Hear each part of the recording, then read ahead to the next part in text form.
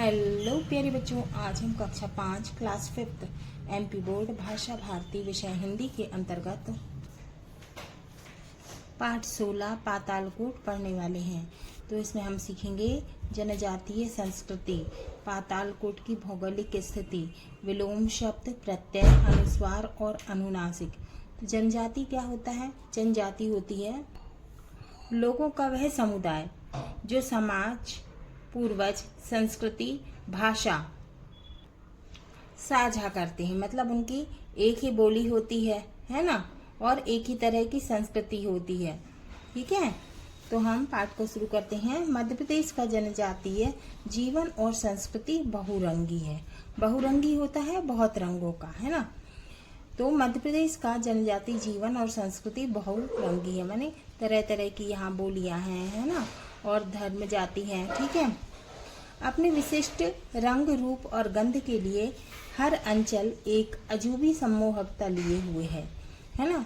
तो अपने विशिष्ट रंग माने अपने विशेष तरह के रंग, रूप और गंध के लिए, खुशबू के लिए हर अंचल एक अजूबी सम्मोहकता लिए हुए है। माने अजूबी माने अनोखी, सम्मोहकता माने आकर्षण लिए हुए हैं। इन्हीं अंचलों में से एक है छिंदवाड़ा जिले का पातालकोट, है ना। तो इन्हीं अंचलों में से एक क्या है? छिंदवाड़ा जिले का पातालकोट।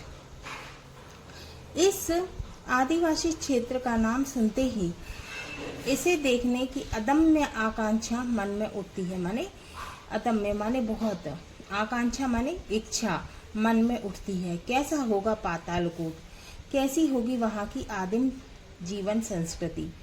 मन की इस जिज्ञासा को तीव्र बना देती है। माने मन की इस जिज्ञासा माने जानने की इच्छा को तीव्र माने तेज बना देती है। पातालकोट के बारे में फैली हुई तरह तरह की कहानियां, माने पातालकोट के विषय में तरह तरह की कहानियां फैली हुई हैं। उस गहरे खड्डवासियों के लिए सूर्योदय सुबह 9 बजे होता है और सूर्यास्त दिन के 3 बजे होता है। तो मतलब एक गहरी जगह में खड्डवासी माने गहरा सा गड्ढा, है ना। खड्ड माने गड्ढा, है ना। तो बहुत बड़ा खड्ड, है ना, के लिए माने कि सूर्योदय सुबह 9 बजे होता है और सूर्यास्त दिन के 3 बजे होता है, जल्दी हो जाता है। वहाँ के निवासी शेर के पद चिन्हों को देखकर आसपास उसकी उपस्थिति से भयभीत नहीं होते। माने शेर के पंजों के निशान में पद चिन्ह माने पंजों के निशान को देखकर आसपास उसकी उपस्थिति से भयभीत नहीं होते, माने डरते नहीं हैं। ये पातालकोट के निवासी रावण और मेघनाथ की पूजा करते हैं। तो यहाँ के जो निवासी हैं पातालकोट के, वो रावण और मेघनाथ की पूजा करते हैं। यहाँ का विश्राम गृह मध्य प्रदेश के शानदार रमणीय विश्राम गृहों में से एक है, माने रेस्ट हाउस, है ना। विश्राम गृह माने रेस्ट हाउस। तो यहाँ का विश्राम गृह मध्य प्रदेश के शानदार रमणीय विश्राम गृहों में से एक है, माने सुंदर रेस्ट हाउस में से एक है। सतपुड़ा के ऊंचे पहाड़ी शिखर पर बने इस रेस्ट हाउस के ठीक नीचे बहुत गहराई पर दिखने वाला पातालकोट का जनजातीय अंचल मन को मोहित कर लेता है। माने मन को बहुत आकर्षक लगता है, बहुत सुंदर लगता है, मन को मोहने वाला लगता है। दर्शक एक बार ठगा सा रह जाता है। सतपुड़ा पर्वत श्रृंखलाओं के बीच जैसे एक बहुत बड़ा टुकड़ा जमीन के अंदर धंस गया हो, है ना। अंग्रेजी के यू आकार को बनाता हुआ पातालकोट का जनजातीय अंचल 79 वर्ग किलोमीटर क्षेत्र में फैला हुआ है।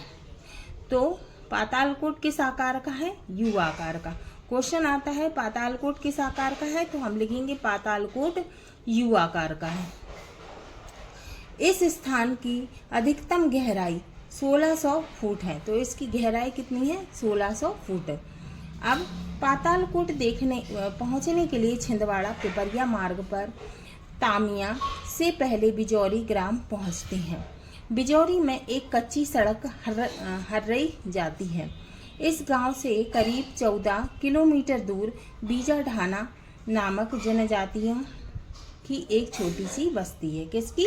बीजाढाना। यहाँ से लगभग 4 फरलांग जाने पर पातालकोट के नीचे उतरने का एक रास्ता दिखाई देता है।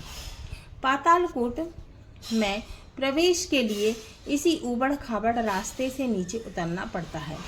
पगडंडी नुमा खतरनाक टेढ़े मेढ़े रास्ते में बहुत सावधानी बरतनी पड़ती है, किंतु यहाँ के जनजातीय इतने अभ्यस्त होते हैं, माने उनकी अच्छी प्रैक्टिस हो गई है ना, टेढ़े मेढ़े रास्ते में चलने की अच्छी उनकी प्रैक्टिस हो गई है कि वे छोटा रास्ता ढूंढकर अपनी बस्तियां तक पहुंच जाते हैं। आम आदमी के लिए पातालकोट का सफ़र कई दिनों तक पिड़लियों और जांघों में होने वाले दर्द और जकड़न के रूप में महसूस होता है। माने पैरों में जो पिड़लियाँ होती हैं ना, वहाँ पर दर्द होता है लोगों में और जांघों में, है ना।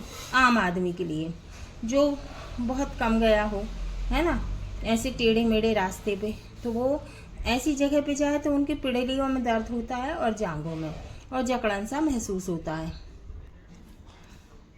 काफ़ी घना जंगल होने के कारण नीचे उतरते समय सचमुच ऐसा महसूस होता है कि हम पाताल लोक में पहुंच जाएंगे, क्योंकि वो बहुत गहराई में है ना। इसलिए नीचे उतरते समय ऐसा लगता है कि सही में हम पाताल लोक पहुंच जाएंगे। अधिक गहराई में बसे होने के कारण इस पूरे क्षेत्र को पातालकोट की संज्ञा मिल गई है, क्योंकि ये बहुत गहराई में है ना, इसलिए क्या बोलते हैं इसको, पातालकोट। वैसे यहाँ के जनजातियों की पारंपरिक मान्यता है कि लंकाधिपति रावण अपने आराध्य देव शंकर की पूजा करने के लिए पातालकोट के रास्ते से ही आता जाता था।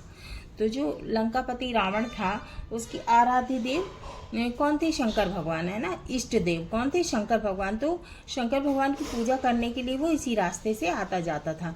यह सिर्फ लोक मान्यता है, माने लोगों की मान्यता है, लोग ऐसा मानते हैं। इसका कोई ऐतिहासिक प्रमाण सूत्र नहीं मिलता, इसका कोई ऐतिहासिक प्रमाण नहीं मिला है। पातालकोट में जनजातियों के 16 ग्राम, माने पातालकोट में जनजातियों के कितने गांव हैं, 16 गांव हैं। इनमें से सिर्फ 6 आबाद हैं, शेष वीरान है। माने कि इसमें से 6 में आबादी है, बाकी कैसे हैं, वीरान है, माने वहाँ कोई नहीं रहता। इस पूरे क्षेत्र में भारिया जनजाति के सिर्फ 1400 लोग बसे हुए हैं। कौन सी जनजाति के, भारिया जनजाति के। इनके बारे में मान्यता यह है कि ये पहले भारवाहक थे। भारवाहक माने भार उठाने वाले, है ना, भार ढोने वाले, बोझा ढोने वाले। सन 1817 में नागपुर राज्य के शासक रघुजी भोसले अंग्रेजों से सीताबर्डी के युद्ध में पराजित हो गए थे। कौन, रघुजी भोसले, है ना, अंग्रेजों से सीताबर्डी के युद्ध में पराजित हो गए थे। उन्हें बंदी बनाकर चुनारगढ़ के किले में कैद रखने का निर्णय लिया गया। नागपुर से चुनारगढ़ जाने के लिए सिवनी, जबलपुर, सिहोरा, रीवा, मिर्जापुर, बनारस का राजमार्ग है। इसी रास्ते से जाते हुए रघुजी भोसले और उनके साथ वाले भारवाहक कैद से भाग निकले। ठीक है, जो भार उठा के चलते थे, है ना, चीज़ों को ले जाके चलते थे भारवाहक, है ना, कैद से भाग निकले। छिंदवाड़ा, बैतूल और पचमढ़ी के सघन और निर्जन जंगलों में छुप गए, माने घने जंगलों में छुप गए। कुछ भारवाहक इस पातालकोट क्षेत्र में घुस गए। यहाँ बसकर ये कालांतर में भारिया कहलाने लगे। फिर यहाँ बसने के बाद वे क्या कहलाने लगे, भारिया कहलाने लगे। इनकी भाषा में मिलने वाले मराठी शब्द इस मान्यता को और मजबूत बनाते हैं। फिर भारिया जाति के लोग पातालकोट से हर्रई तक ही मिलते हैं, तामिया के आगे नहीं मिलते। सिर्फ इसी सीमित अंचल में भारिया लोगों का मिलना इस बात की पुष्टि करता है कि भारवाहक मजदूर यहाँ के मूल निवासी बन गए और क्या कहलाने लगे, भारिया कहलाने लगे। अब ये दिख रहा है ना आपको चित्र में, है ना, फोटो में दिख रहा है पातालकोट। ठीक है, ये देखो कितने गहराई में है ना, दिख रहा है। हाँ तो बच्चों, अब फरलांग का मतलब होता है दूरी मापने की पारंपरिक इकाई, जो 220 गज या 1/8 मील के बराबर होती है। पातालकोट में इस समय करीब 350 परिवार हैं। तो पातालकोट में अभी इस समय कितने परिवार हैं? 350 परिवार। यही खड्ड इनकी दुनिया है। तो ये जो गहरा खड्ड है, जो गहरा गड्ढा है, ये इनका परिवार है, इनकी जिंदगी है। बाहरी दुनिया से इनका कोई भी संबंध नहीं है। केवल सप्ताह में एक दिन, सिर्फ गुरुवार को ही ये पातालकोट से निकलकर छिंदी ग्राम में साप्ताहिक हाट बाजार करने आते हैं। तो कौन से दिन? सिर्फ एक दिन सप्ताह में, गुरुवार के दिन क्या करते हैं ये? छिंदी गांव आते हैं, जहां पर क्या लगता है? साप्ताहिक हाट बाजार, है ना, बाजार लगता है हफ्ते का। अपनी वनोपज, वनोपज क्या होता है? वन में होने वाली उपज, है ना।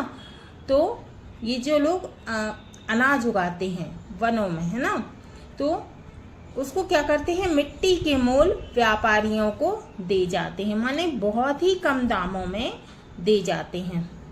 तथा नमक और कपड़ा जैसी जरूरत की चीजें खासी कीमत चुकाकर ले जाते हैं। और क्या करते हैं ये? क्या ले जाते हैं? नमक और कपड़ा, है ना, जैसी बहुत जरूरत चीज है जो वो अच्छी कीमत पर चुकाकर ले जाते हैं। पुरुषों के लिए गुड़ की जलेबी और महिलाओं के लिए निकल धातु के गहने हाट बाजार के में मुख्य आकर्षण के केंद्र होते हैं। तो पुरुषों के लिए क्या चीज उनको अच्छी लगती है? गुड़ की जलेबी। और महिलाओं के लिए क्या? गहने, है ना, धातु, है ना, और निकल धातु के जो गहने होते हैं वो इनको बहुत अच्छे लगते हैं, इनका आकर्षण के केंद्र होते हैं। अब पातालकोट के चारों ओर सतपुड़ा की ऊंची ऊंची पहाड़ियां हैं। अब पातालकोट के चारों तरफ किसकी? सतपुड़ा की ऊंची ऊंची क्या है? पहाड़ियां हैं। इसीलिए सूर्योदय दिखाई देने में विलंब होता है। इसीलिए क्या होता है? सूर्योदय दिखाई देने में विलंब होता है, माने कि देरी होती है, क्योंकि ऊंची ऊंची पहाड़ियां हैं चारों तरफ। सागौन, साल और बीजू के सघन वनों से आच्छादित बहुत गहराई वाले भागों में सूर्य करीब 9 बजे दिखाई देता है। अब यहाँ किस चीज के वन है? सागौन, साल और बीजू के सघन वनों माने घने जंगलों में आच्छादित बहुत गहराई वाले भागों में सूर्य करीब 9 बजे दिखाई देता है, क्योंकि यह बहुत गहराई में है, इसीलिए, है ना, चारों तरफ इसके पहाड़ियां हैं, इसलिए सूर्योदय कब दिखाई देता है? सूर्य कब उदय होता है? 9 बजे, है ना। और सूर्यास्त दिन के करीब 3-4 बजे तक हो जाता है। इसीलिए जो दिन का सीमित समय मिलता है, मतलब जो दिन का उनको थोड़ा सा समय मिलता है, उसमें ये लोग पुराने ढंग से अपनी खेती करते हैं, माने पुराने तरीके से ये अपनी खेती करते हैं।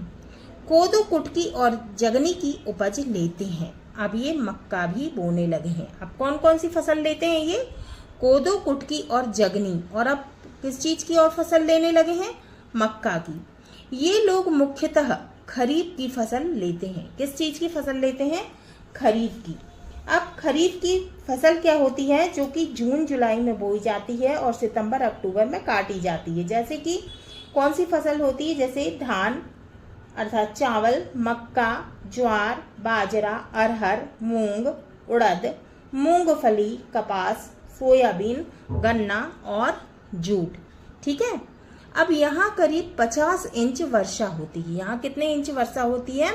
50 इंच। जल का स्रोत छोटी छोटी नदियां, नाले हैं।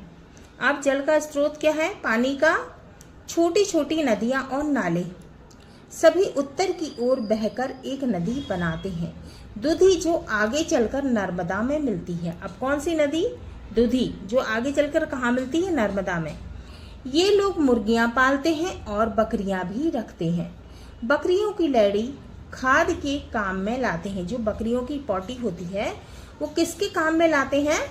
खाद के। चिरौंजी और महुआ जैसे वृक्षों से ये वनोपज जुटाते हैं। अब कौन कौन सी चीजें जंगल में होती है ना? चिरौंजी और महुआ, है ना, तो ये क्या करते हैं?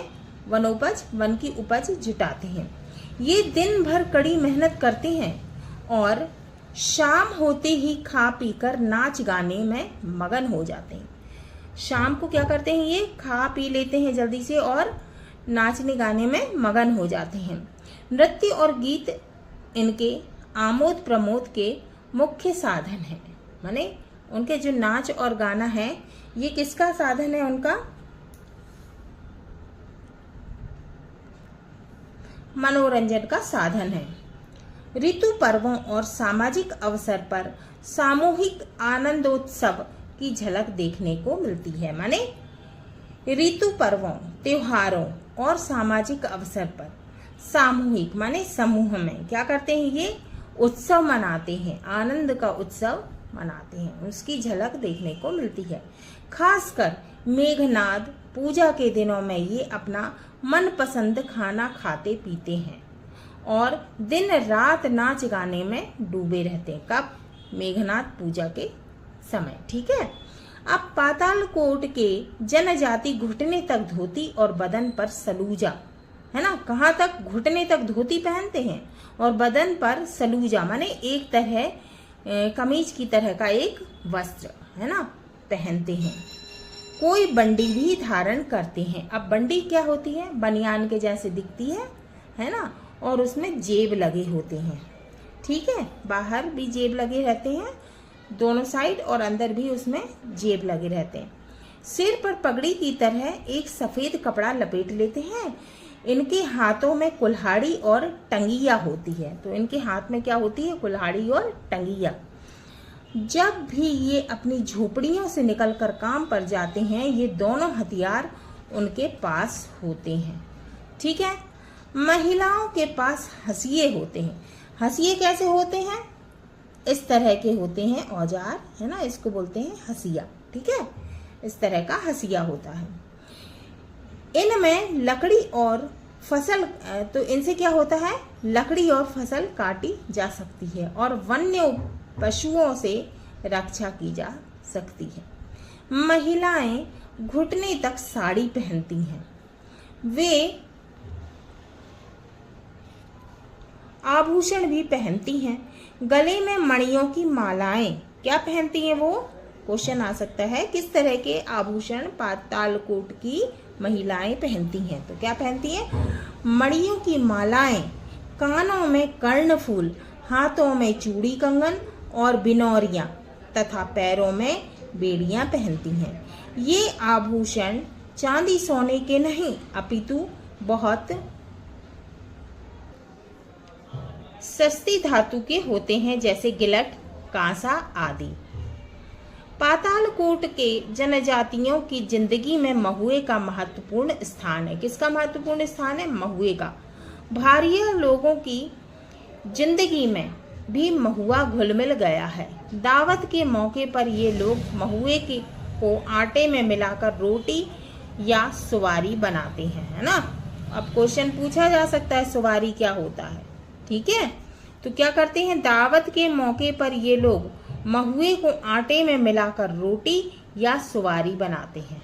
ठीक है, सुवारी पूरी की तरह तलकर बनाई जाती है। अब सुवारी कैसे बनाई जाती है, पूरी की तरह तलकर बनाई जाती है। सामान्य रूप से ये लोग कुटकी का पेज और मक्के की रोटी खाते हैं। क्या खाते हैं, कुटकी का पेज और मक्के की रोटी। ये लोग आम की गुठलियों के बीज के आटे की रोटी बनाते हैं।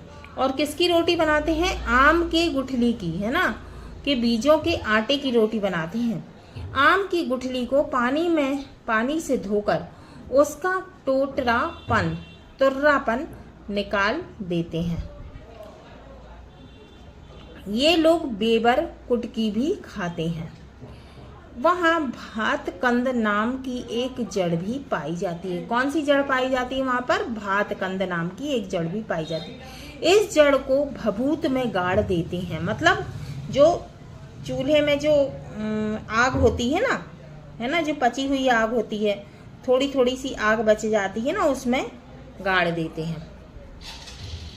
जब वह चुड़ जाता है, माने जब वह पक जाता है, तो उसे एक तरफ से पकड़कर थाली में हिला देते हैं। तो चावल के दाने जैसे कण बिखर कर इकट्ठे हो जाते हैं। इस कंद से एक थाली भर चावल मिल जाता है। कितना मिल जाता है? एक थाली भर चावल मिल जाता है। अब इस चित्र में बच्चों आपको दिख रहा है ना, ये छोटा सा लड़का दिख रहा है और ये अपने कंधे पे कुछ रखा हुआ है, औजार कुल्हाड़ी टाइप का, और इसने ये पगड़ी पहन रखी है और ये बंडी पहन रखी है इसने, है ना। अब ये बंडी इसी तरह की होती है, यहाँ पे एक इस तरफ और उस तरफ जेब होते हैं और अंदर की तरफ भी जेब होता है, ठीक है। अब है यहाँ कल का पिछड़ापन और आज के विकास की नई दिशा दोनों ही देखने को मिलती हैं। यहाँ पहले आजू ढैया पद्धति से खेती करते थे, यानी जंगल काटते थे, आग लगाकर उसे जला देते थे और फिर उस जमीन में कुटकी के दाने बिखेर देते थे। कुटकी क्या? छोटे छोटे चावल के दाने होते हैं, उसको कुटकी कहते हैं। बरसात होती थी और धरती माँ उपज दे देती थी। यहाँ के जनजातीय कल का उपयोग करना नहीं जानते। कल क्या होता है? औजार, है ना। कल क्या होते हैं? औजार, मशीनी चीज, है ना। कल पुर्जे बोलते हैं ना, मशीन के पुर्जे, वही वाला कल, है ना। हथियार, औजार और मशीनी औजार, है ना, का उपयोग करना नहीं जानते थे। जब तामिया में विकास खंड खुला तो इस क्षेत्र के जनजातियों को कृषि के लिए हल बैल दिए गए, ठीक है। परंतु ये हल उन्होंने अपने घर के सामने सजावट के तौर पर रख दिए। यही होता है कल, है ना, जैसे कि हल वगैरह। जब